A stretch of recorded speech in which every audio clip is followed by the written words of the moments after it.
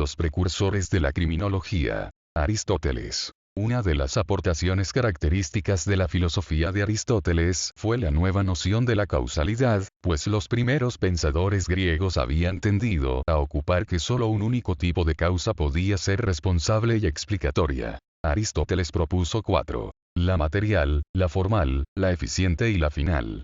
En textos diferentes, incluidos los de criminología, las mismas cuatro causas se aplican de forma análoga especificando su uso. Los principios que Aristóteles perfeccionó forman la base del concepto científico moderno de que estímulos producen resultados específicos y generalizados bajo ciertas condiciones que lo propician. Para nosotros factores criminógenos. Platón se adelanta en varios siglos a las teorías ambientalistas, ya que sostenía que el crimen era producto del medio ambiente, que la pobreza y la miseria, entre otros, eran agentes provocadores principales. Criminología ambiental y criminología social. Hipócrates es el médico más importante de la antigüedad, considerado el padre de la medicina. Entre sus obras más importantes destaca el juramento hipocrático. Está también el Tratado de los Aires, las Aguas y los Lugares, que, en vez de atribuir un origen divino a las enfermedades, discute sus causas ambientales. Sugiere que razones tales como el clima de una población, el agua o su situación en un lugar en el que los vientos sean favorables son elementos que pueden ayudar al médico a evaluar la salud general de sus habitantes. Lo anterior también es observado y utilizado en los factores que influyen en la criminalidad, en el grado en que el ambiente influye en la conducta de las personas, favoreciendo este elemento en desarrollar una conducta inadecuada. Además sirvió para distinguir los delitos cometidos, resultado de cierto tipo de ambiente. Criminología ambiental y criminología geográfica. Sócrates, filósofo griego que al igual que muchos otros filósofos mostraron interés por la paz social e individual, que sin saberlo estaban haciendo criminología y aportaron nociones usadas en muchas ciencias. Creía que todo vicio es el resultado de la ignorancia y que ninguna persona desea el mal. A su vez, la honradez es conocimiento y aquellos que conocen el bien, actuarán de manera justa. Charles Louis de Secondat, barón de la Brede y de Montesquieu, establece las relaciones que existen entre las áreas geográficas y climáticas, y las circunstancias generales y las formas de gobierno que se producen. Además señala como muchos otros que hay que prevenir, antes que castigar. Sostiene también que debe darse una separación y un equilibrio entre los distintos poderes del Estado a fin de garantizar los derechos y las libertades individuales. Así propone dividir los poderes en ejecutivo, legislativo y judicial. Montesquieu aboga por la desaparición de la tortura y la prevención del delito. Las leyes tienen que evitar el delito y proteger al individuo. Intentó relacionar el comportamiento criminal con el ambiente natural y físico. Criminología ambiental. Jean-Jacques Rousseau, en su discurso sobre el origen y fundamentos de la desigualdad entre los hombres, reconoce dos formas de desigualdad: la natural o física. Sexo, fuerza, edad, salud, que se encuentra en la naturaleza. El estado natural, es decir, no solamente natural, sino necesaria, y la social o política, que es una creación humana, causante de todos los males, y definitivo factor criminógeno. Importante acierto de Rousseau sería: todo es perfecto al salir de las manos del Creador y todo se degenera en manos de los hombres. John Howard era hombre de buena posición económica, religioso, compasivo, estudioso de la Biblia, tuvo la desgracia, pero a la vez fortuna, de ser capturado por piratas en 1756 y llevado a una cárcel al noreste de Francia en Brest. De esta manera, Howard conoce la cárcel, después es liberado y regresa a Inglaterra. Pero con curiosidad de estudiar las cárceles, a pesar de su mala experiencia. Con John Howard comienza para la disciplina penitenciaria una nueva era. Hace una reforma de todo el sistema penitenciario, su obra marcará el inicio de la reforma, pretende buscar los males, sanarlos y es el motor que impulsó los movimientos de reforma en el ámbito penitenciario. Abogaba por el aislamiento, por la necesidad del trabajo en la prisión, por la instrucción moral y religiosa, adecuada higiene y alimentación y sobre todo por una racional clasificación de los penados. César de Bonesana, marqués de Beccaria, escribe en 1774 su principal trabajo, De los delitos y de las penas, en el que critica lo injusto, lo cruel, lo inhumano, los abusos de la ley y del procedimiento penal, de las prisiones, de las penas, especialmente la pena de muerte y la tortura. Él indica cómo debe ser la pena, impone y lucha por el principio de no hay pena sin ley. Lucha por otros conceptos como la igualdad ante la ley y la proporcionalidad de la pena. Habla de la inutilidad de las penas crueles, pide eliminar la pena de muerte, si no es del todo necesaria, y lucha por la prevención del delito por medio de la educación principalmente. Louis-Philippe Pinel, junto con otros médicos, luchó contra los tratos inhumanos que recibían los enfermos mentales. A partir de dichos acontecimientos se inició la reforma al tratamiento, pues antiguamente se acostumbraba a bañar con agua helada a los pacientes o se les torturaba con idea que así se liberarían de su locura, se les metía en hornos calientes para que se liberaran de la locura o simplemente se les tenía abandonados, lo que empeoraba su situación. Con Pinel se iniciaron movimientos enérgicos para establecer asilos protectores para los enfermos mentales. En el tratamiento a la insanidad, Pinel pedía la aplicación de los principios científicos y clasificar a sus pacientes de acuerdo con ciertas características que se podían observar, como la melancolía y el delirio. Pinel buscaba la creación de tratamientos para ellos. Por ejemplo, a continuación se reproduce la forma de tratamiento que Pinel consideraba para sus pacientes. Paciencia, firmeza, sentimiento humanitario en la forma de guiarlos, cuidado continuo en los pabellones para evitar los brotes de ira y las exasperaciones, ocupaciones agradables que varían de acuerdo con las diferencias en el gusto, distintos tipos de ejercicio físico, lugares amplios entre los árboles, toda la alegría y tranquilidad de la vida en el campo y, de vez en cuando, música suave y melodiosa, algo fácil de lograr ya que casi siempre en estos establecimientos hay algún músico distinguido cuyo talento necesita ejercitarse y cultivarse. Así vemos cómo cambió los tratamientos crueles a los enfermos mentales, permiso que a un principio no fue fácilmente concedido. La amabilidad y un trato humano reemplazarían los encadenamientos y el abuso a los enfermos. Además decía que había que observar a los pacientes con cuidado, pues su conducta es la mejor manera de hacer un diagnóstico. Por los hechos anteriores, Louis-Philippe Pinel es considerado como el padre de la psiquiatría. Jeremy Bentham fue discípulo de John Howard. Su obra más conocida es El Panóptico, en que se propone una cárcel en la que la arquitectura está al servicio del tratamiento. Este es un edificio circular de varios pisos con celdas, con ventanas grandes. En este edificio habrá en el centro una torre de vigilancia que permitirá la observación de todas y cada una de las celdas de la prisión. Para administrar el establecimiento, Bentham propone 3 reglas. 1. Regla de eliminación de castigos corporales. Sin sufrimiento corporal. 2. Regla de la severidad. No puede ser mejor que la vida en libertad. Y 3. Regla de la economía. Evitar gastos innecesarios, además la separación de sexos, trabajo, alimentación, vestuario, higiene, y agrega la atención de los reos liberados. Por sus ideas es considerado ciudadano francés en reconocimiento, pero la situación política no le permite realizar su panóptico y es hasta después de su muerte que se realizan las primeras cárceles panópticas. La finalidad de la prisión es reformar y corregir a los presos, con el fin de que al salir en libertad no constituya una desgracia para el condenado y para la sociedad. Bentham utilizó por primera vez el término profilaxis criminal y es Benigno Di Tullio que considera que ésta se basa en el conocimiento de las causas de las distintas actividades criminales, y su finalidad es eliminar o, al menos, limitar todas las condiciones biopsicológicas y sociales que directa e indirectamente favorecen el desarrollo de los diversos fenómenos criminales. Franz Joseph Gall estudió medicina en Francia y después de ejercer su carrera en Viena, se trasladó a Berlín y a París. Especializado en el estudio de la anatomía nerviosa, elaboró el sistema de la frenología, que establecía una correlación entre las funciones cerebrales y las estructuras externas del cráneo, de las que dependería el comportamiento del individuo.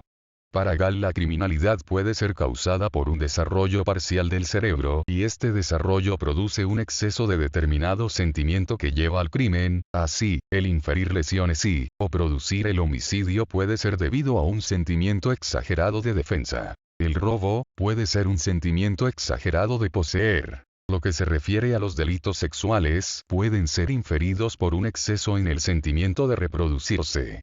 Del estudio de cabezas de condenados a muerte, los frenólogos determinaron que los criminales tienen exageradamente desarrollados los instintos de defensa. Gall destaca por su obra Anatomía y Fisiología del Sistema Nervioso en general y del cerebro en particular en 1810, y por la creación de la frenología. Sus investigaciones trataron de explicar que las facultades de un sujeto pueden reconocerse en la forma del cráneo. Jean Etienne Dominique Esquirol, estudioso de la psiquiatría, descubre y acuña el término alucinación, las cuales pueden ser auditivas con mayor frecuencia, visuales, táctiles y olfativas. Estas se refieren a las sensaciones que implican el hecho de ver, escuchar, sentir y oler cosas que no son reales y que en muchas ocasiones acosan a los que sufren de ellas. Esquirol se convierte en gran divulgador de la en aquel entonces recién naciente psiquiatría, se convertiría en un alienista que se ocupaba de estudiar a los enfermos mentales.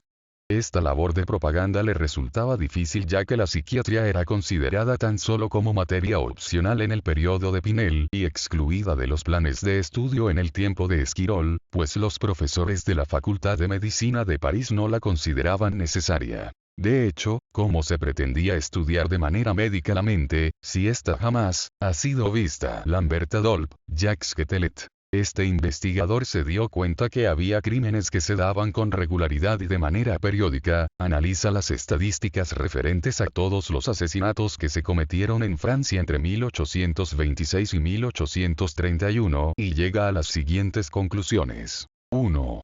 El crimen es un fenómeno social de masas, no un acontecimiento individual. 2. El crimen es una dimensión sorprendentemente constante. El crimen se repite con una precisión mecánica, es producto de leyes sociales que el investigador debe descubrir y analizar. 3. Normalidad del delito desde un punto de vista estadístico. El delito es un fenómeno social, inevitable, necesario y constante. Se puede comparar la tasa anual de delitos con la de nacimientos o defunciones. Y 4. Para Quetelet el método adecuado para la investigación es el método estadístico. Aplicando la estadística a los fenómenos sociales, se ocupó de obtener datos acerca del número de suicidios, delitos, etc. Un aspecto curioso, es la relación entre las conductas antisociales y factores como la situación geográfica, el analfabetismo, la miseria o el clima. Del crimen extrae sus leyes térmicas, que son la relación entre los factores climáticos y las diversas clases de criminalidad, criminología ambiental. Las leyes térmicas consisten en lo siguiente. 1. En verano hay más delitos contra las personas ya que la gente en esta estación suele salir con más frecuencia. En los países o regiones calurosas el día dura más, las playas o las piscinas están casi siempre llenas. 2. En invierno hay más delitos contra la propiedad. Esto se debe a que las noches son más largas, además existe gran excitación por Navidad, por las compras, etc. Y 3. En primavera hay más delitos de tipo sexual. Esta sería la época de apareamiento, quizá el tiempo eleve las pasiones. Charles Robert Darwin. En su obra El origen de las especies por medio de la selección natural, publicada por primera vez en el año 1859, sostiene que el ser humano no es creación de Dios, sino producto de una evolución biológica. Las teorías darwinistas tuvieron gran influencia en la escuela positiva, de hecho el punto de partida, al considerar que ciertos criminales son atávicos, es decir, no evolucionados, que se quedaron entre el animal y el hombre. Este autor es precursor de la antropología criminal, que después daría lugar a la criminología, además de preceder a la psicología del desarrollo, pues estudió niños y observó que estos sin educación se comportarían como seres primitivos. Así, el criminal vendría siendo un sujeto atrapado en sus etapas anteriores de evolución. Ezequías Marco César Lombroso Levi. Se sorprendió por la gran cantidad de tatuajes que tenían los soldados deshonestos en comparación con los honrados, surgiendo así su idea de una personalidad criminal. En ese año hace un descubrimiento que va a salvar miles de vidas, descubre que el alcohol, además de que sirve para beber, también sirve como poderoso desinfectante, ya que la mayoría de las vidas que se perdían en guerra no eran por la herida, sino por la infección de esta. Con la finalidad de dar justificación a sus hipótesis, procedió a la comparación de grupos criminales y no criminales, por lo que después de estudiar individuos, encontró entre el grupo de criminales características singulares en su formación anatómica, por lo que le nació la idea de que el criminal contaba con características que no evolucionó apropiadamente. Teoría atávica. Por lo que después se encargó de estudiar con mayor profundidad al que consideró como el criminal nato. Es decir, señaló que existen ciertas personas que desde su nacimiento y por la manifestación de rasgos característicos, ya estaban predispuestos a ser delincuentes. También estudió a Bersen, estrangulador y violador que comía y bebía carne y sangre de sus víctimas, y a Misdea, joven soldado asesino de 8 personas por motivos sin razón y con epilepsia hereditaria. De estos hechos, Lombroso es el padre de la antropología criminal, por observar y medir cráneos de delincuentes y establecer un tipo criminal, además de señalar ciertas características culturales y psicológicas. De hecho, Lombroso formuló sus teorías luego de realizar más de 400 autopsias a delincuentes y de observar personalmente unos 6.000 criminales. Para demostrar el atavismo criminal analizó 25.000 presos en cárceles europeas. Lombroso empieza a dar origen a lo que él mismo llamaría como antropología criminal. Enrico Ferri visitó cárceles y manicomios, ve a criminales y ve a enfermos mentales. De este hecho clasificó a los delincuentes de la siguiente manera. 1. Delincuente nato. Sería el que nace con la predisposición al delito. 2. Delincuente loco. Dentro de este tipo está el enfermo mental. 3. Delincuente pasional. Es el que comete el delito por pasión, por amor, por celos, por sentimiento, etc. 4. Delincuente ocasional. Ve la ocasión para delinquir en que no hay alguien que lo detenga. Y 5. Delincuente habitual o condicional. Hace del delito su forma de vida basándose en habilidad y fuerza. Este tipo de criminalidad va contra la escuela clásica que solo estudiaba el hecho criminal, el delito. Ferri y Lombroso ya estudian al delincuente. La criminología actual hace eso, estudiar al delincuente, las causas de las conductas, etc. Esto se hace para fundamentar la profilaxis y la política criminológica. La mayor aportación de Ferri en nuestros tiempos es la sociología criminal, considerado como el padre de esta. Para él los factores sociales van a ser fundamentales en la explicación de hechos criminales, probará que en un determinado medio social, bajo ciertas condiciones individuales o sociales, se comete un determinado número de delitos. Criminología social. Rafael Garofalo. Para Garofalo el delincuente tiene una variación psíquica transmisible por vía hereditaria. Los factores sociales tienen escasa relevancia si parte del principio de la existencia de condicionantes hereditarias. El componente medioambiental ocupa un segundo lugar. Establecerá una tipología de delincuentes, que distinguirá. 1. Asesinos. Se refiere al criminal nato que no tiene sentimientos de piedad y de respeto, por lo que puede cometer delito cuando se le presente la oportunidad. 2. Delincuentes violentos. Les faltan sentimientos de piedad y misericordia, por lo que cometen delitos violentos. 3. Ladrones. Se refiere a los que atentan contra la moralidad. Este efecto no tiene orígenes profundos en estos individuos. Les faltan los sentimientos altruistas y están influenciados por el medio ambiente. Y 4. Criminales degenerados. No encajan en los anteriores, podrían ser delincuentes sexualizados. Garofalo se muestra abierto a la pena de muerte como eliminación de todo aquel que perturbe la convivencia social. Hace una clasificación de las penas que considero adecuadas para la actualidad. Pero claro, con las modificaciones correspondientes, que en capítulos posteriores se mostrarán. 1. Pena de muerte para los asesinos. 2. Cadena perpetua para los delincuentes violentos. Y 3. Trabajo en colonias agrícolas para los ladrones. En 1878 Garofalo acuñó el término temibilidad, ahora llamado peligrosidad, el cual divide en capacidad criminal y adaptabilidad social, que se verán más adelante en el capítulo correspondiente a la criminología clínica. Rafael Salillas y Panzano. En 1892 colabora en la aparición de la revista La Nueva Ciencia Jurídica, en la que se encarga de la sección Museo Criminológico Español.